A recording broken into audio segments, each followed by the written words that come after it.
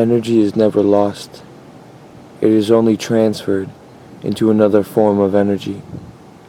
Albert Einstein.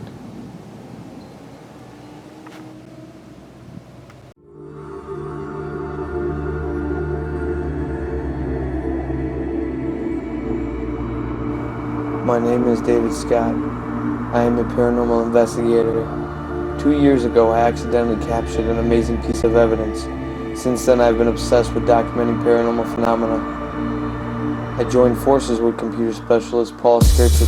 Together, we formed the Illinois Paranormal Research Association.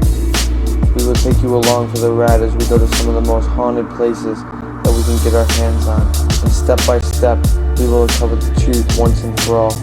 We are the Illinois Paranormal Research Association, and we want you to believe.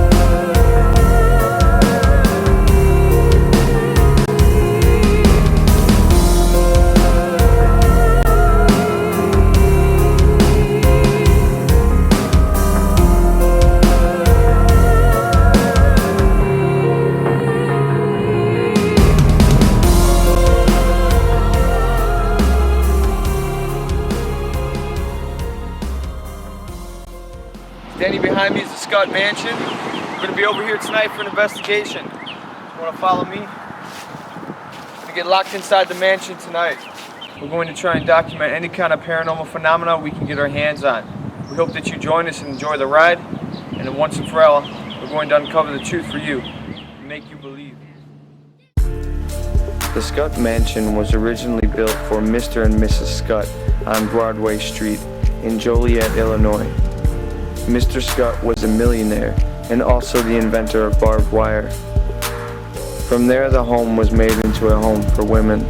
According to the stories, there was a lot of dark energy surrounding the building at this time.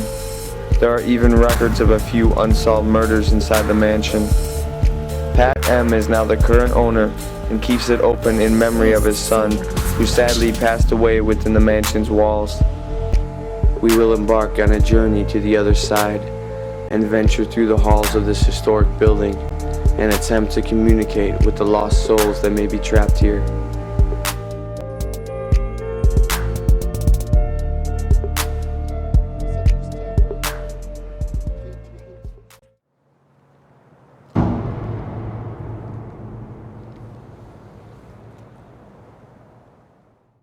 What's up, guys? Sunset. We're in here right now at the Scutt Mansion, Joliet, Illinois. This is the owner, Pat. Hi. He's going to take us through a walkthrough right now of the mansion to show us what it used to be used for.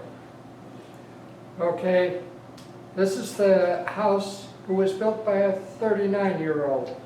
The man who made barbed wire going from being made by the mile instead of by the hobbyist, picking up all the old baling wire, winding it together, and then hoping to have enough to stretch from one tree to another.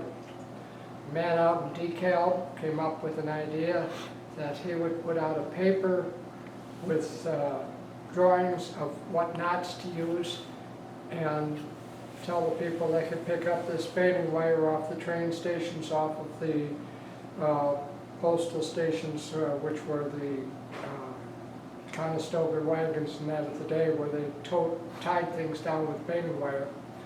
Baling wire was the plastic bag of today. It was the thing that you shipped in, so there was plenty of it around. However, It wasn't until after the Civil War that somebody figured out that you really needed to fence off your territory, because with improvements and equipment, people were running herds of cattle through your territory. And the barbed wire of Joliet, which had 10 plants in its heyday, was responsible for a lot of the range wars of the West, because they calmed the West. As I push the button in here, this would have been the ladies' room. It's had the head of the both front and rear staircase, and it has its original wood carpeting for a floor. And there you had one closet, which would have been the only closet in the whole house. Wow. Because the ladies, with their fancy apparel, needed a closet. Gentlemen could fold their stuff. And actually, pressing is something new. Mm-hmm. What they used to do is fold it all up, and once you folded it up and you put it in a drawer for a season, because they change clothes seasonally as far as styles, it'd come out all nice and pressed. Oh yeah. And that's why the old closet was a clothes press. The old dresser was a clothes press, because the original, what we call dressers today, would not have been called a dresser. Yeah. That's a lady's term. But the clothes press. Interesting. And do you know who used to stay in this room? That would be Mrs. Scutt. Mrs. Scutt's room? That would be the mother, yes. The gentleman's bedroom. Okay. And in the 1800s, it was appropriate to show off your prize from hunting, from fishing. So we have our little bear, and he probably would have been on the floor, and I spent many hours with the bear on the floor when I was a little kid. But in this case, with people walking through, we elevated him to a royal position. That's real too. Yes, he's real. Let's see if we can wake somebody up, okay?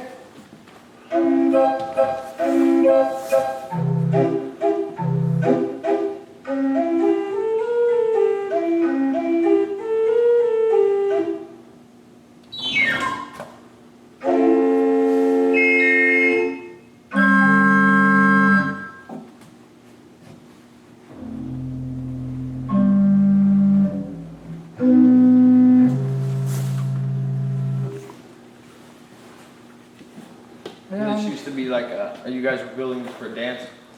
My son taught classical dance. So as a dance studio, that's what this was designed for.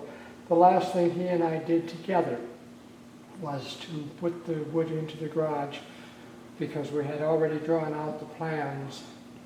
And so he helped me unload it on Thursday. But on Thursday night he said he wasn't feeling so good, so we had to take Friday off. And he took Friday off. I came over on Saturday. I said, now you've got to double up on Saturday because you took the day off on Friday. And no answer. So I walked in and that was it.